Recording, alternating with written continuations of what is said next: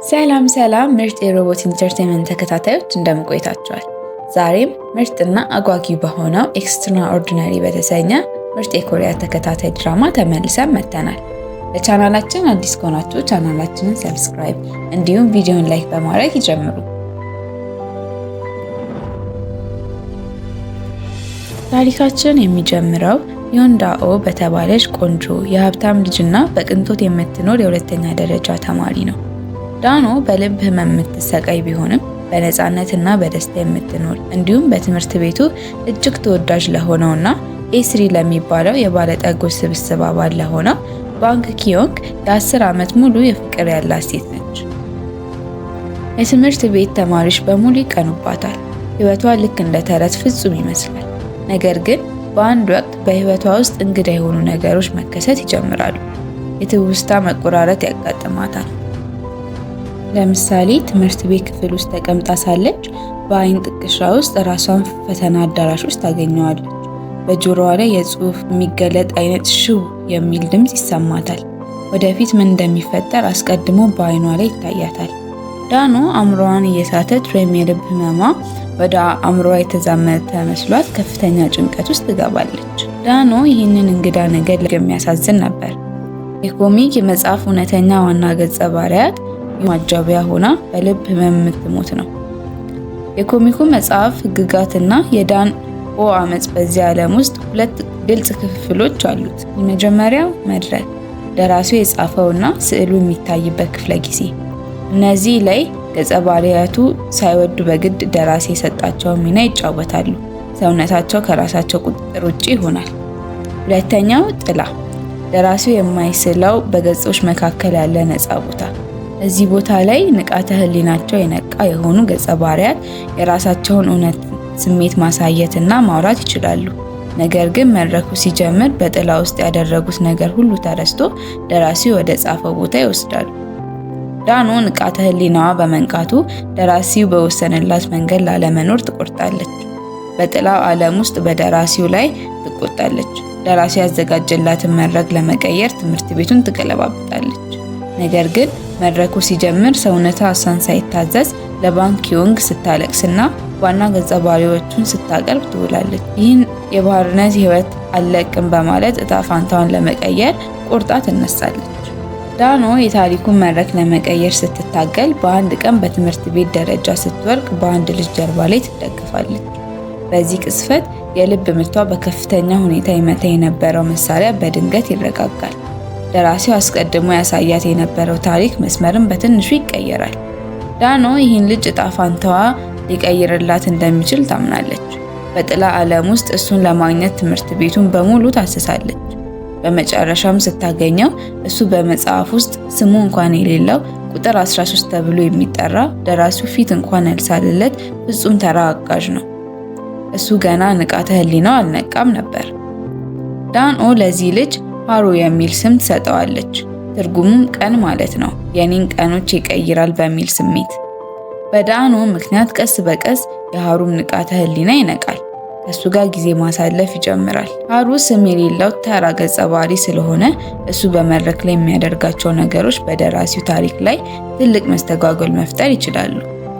ሁለቱም ተባብረው የደራሲው መድረክ መስመር በተደጋጋሚ ይሰብሩታል።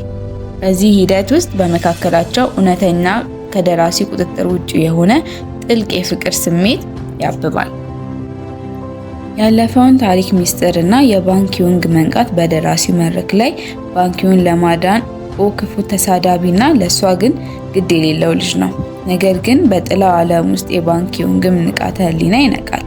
ኪዮንግ ዳኦንም በጥላው ዓለም ውስጥ በእውነት እንደሚወዳት ይገነዘባል። ነገር ግን በመድረክ ላይ ደራሲው የጻፈለትን የክፋት ሚና መጫወት ስላለበት ራሱን ይጠላል። ዳኖ ግን በጥላው ዓለም ልቧ ለሃሩ ሰጥታለች።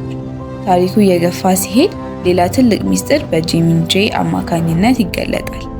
ይህ ደራሲ አሁን የሚስለው ሚስጥር የተባለ መጽሐፍ ከመጻፉ በፊት ትራምፔት ክሪፐር የተባለ በጥንታዊ የኮሪያ ታሪክ ላይ ያተኮረ ኮሚክ መጽሐፍ ጽፎ ነበር። በዚያ መጽሐፍ ውስጥ ዳኖ፣ ሃሩን እና ባንክ ኪዮንግ ዋና ገጸ ባህሪያት ነበሩ። በዚህ ታሪክ ውስጥ ሃሩ የባንክ ኪዮንግ ታማኝ ተዋጊ የነበረ ሲሆን ባንክ ኪዮንግ ግን ስልጣኑን ለመጠበቅ ሲል ዳኖንን በሰይፍ ይገላታል። ሃሩን ያንን ያለፈ ታሪክ በጥላ ዓለም ውስጥ ማስታወስ ይጀምራል። አሁንም በዚህ አዲስ መጽሐፍ ውስጥ ደራሲው ዳኦንን በልብ በሽታ ሊገላት እንደሆነ ሲረዳ ያለፈው አሳዛኝ ታሪክ እንዳይደገም በጥብቅ ይነሳል። የዋጋ ክፍያ፣ የትውስታ መጥፋት ተጋድሎ እጣ ፋንታ ለመቀየር መሞከር የራሱ የሆነ ከባድ ዋጋ አለው። ሃሩን የታሪኩን መድረክ በኃይል ለመቀየር በሞከረ ቁጥር ከመጽሐፍ ውስጥ የመጥፋት አደጋ ይጋለጥበታል። በአንድ ወቅት ሃሩን ሙሉ በሙሉ ከመጽሐፍ ውስጥ ይጠፋል። ዳኖ በከፍተኛ ሐዘን ትደቃለች። ከጥቂት ጊዜ በኋላ ሃሩ ይመለሳል። ነገር ግን እንደ አዲስ ገጸ ባህሪ ሆኖ ነው የመጣው። ንቃተ ህሊናውን አጥቶ የዳኖን ስም ረስቶ እና የባንኪዮንግ የቅርብ ጓደኛ ሆኖ ይገለጣል። ዳኖ ግን ተስፋ ሳትቆርጥ እሱን ለማስታወስ ትሞክራለች። በመጨረሻ የሃሩ ፍቅርና ትውስታ በኃይል ተመልሶ ይመጣል። በሌላ በኩል የዳኖ የልብ ህመም እየተባባሰ ይሄዳል። ደራሲው እሷን በሆስፒታል ውስጥ ሊገላት ይወስናል። ባንኪዮንግ ግን ዳኖንን ለማዳን በማሰብ በጥላ ዓለም ውስጥ የሆስፒታሉን መሳሪያ ሲነቅል ሲል ይህ ድርጊቱ በጥላ ዓለም ውስጥ ዳኖ ህይወቷ እንዲያልፍ ያደርጋል። በጥላ ዓለም ውስጥ የሞተ ገጸ ባህሪ ንቃተ ህሊናውን ያጣል። ደራሲ የሰጠውን ሚና ብቻ የሚጫወት ባዶ አሻንጉሊት ይሆናል። ዳኖ ንቃተ ህሊናዋን አጥታ ሃሩን ሙሉ በሙሉ ትረሳዋለች። አሁን ደግሞ ተራው የሃሩን ይሆናል። ሃሩን ዳኖን ለመቀስቀስ እና ትውስታዋን ለመመለስ ከፍተኛ ተጋድሎ ያደርጋል። በመጨረሻም ዳኖ የራሷን ማስታወሻ ደብተር በማንበብ ትውስታዋ ተመልሶ ሃሩን በደስታ ታቅፈዋለች። የሚስጥር ኮሚክ መጽሐፍ ወደ ማብቂያ ይቀርባል። ዋናዎቹ ገጸ ባህሪያት ፍቅራቸው ያጸናሉ። ፍጻሜው ሊያበቃ ሲል በጥላው ዓለም ውስጥ ያሉት ነገሮች ሁሉ አንድ በአንድ መፈራረስ እና መጥፋት ይጀምራሉ። የትምህርት ቤት ግድግዳዎች፣ ቁሶች እና ሰማዩ በጥቁር ጨለማ መዋጥ ይጀምራሉ። ይህ ማለት ደራሲው መጽሐፉን ጨርሷል፣ ዓለሙ ሊዘጋ ነው ማለት ነው። ሃሩን እና ዳኖ በትምህርት ቤት ቅጥር ግቢ ውስጥ ባለው ታሪካዊ ዛፍ ስር ይገናኛሉ። ዓለም እየጠፋች ሲሄድ ሃሩን ለዳን ፍቅሩን ይገልጽላታል። ታሪካችን በዚህ መጽሐፍ ውስጥ ቢያበቃ በሌላ ዓለም ውስጥ በእርግጠኝነት እንገናኛለን በማለት ቃል ይገባላታል። ሃሩን በዳንኦ እቅፍ ውስጥ ቀስ እያለ ይጠፋል። በመጽሐፍ ሙሉ በሙሉ ይዘጋል። ከተወሰነ ጊዜ በኋላ የተለመደው ሽው የሚለው ገጽ መገለጫ ድምፅ እንደገና ይሰማል። ደራሲው አዲስ የዩኒቨርሲቲ ፍቅር ኮሚክ መጽሐፍ ጀምሯል። በዚህ አዲስ መጽሐፍ ውስጥ ዳኖ የዩኒቨርሲቲ ተማሪ ሆና ትታያለች። አሁን እሷም ሆነች ሌሎች ገጸ ባህሪያት ያለፈውን ታሪክ አያስታውሱም። ነገር ግን ዳኖ በልቧ ውስጥ የሆነ የጎደለ ነገር እንዳለ ይሰማታል። አዲሱ በትምህርት ቤት ግቢ ውስጥ ያለ ትልቅ ዛፍ ስር ስትራመድ የልብ ምቷ በከፍተኛ ሁኔታ ይመታል። ዞር ብላ ስታይ ያንን የህይወቷ እውነተኛ ፍቅር ታገኘዋለች። ሃሩ በጥላ ዓለም ውስጥ ትዕዛዛቸው ይመለሳል። በዚህ አዲስ ታሪክ ውስጥ እሱ ተራ አጋዥ እንኳን አይደሉም። ደራሲው በጥቅሻ እንኳን ትኩረታቸውን ያልሰጣቸው በስተጀርባ ያሉ ስም የለሽ ሰዎች ናቸው።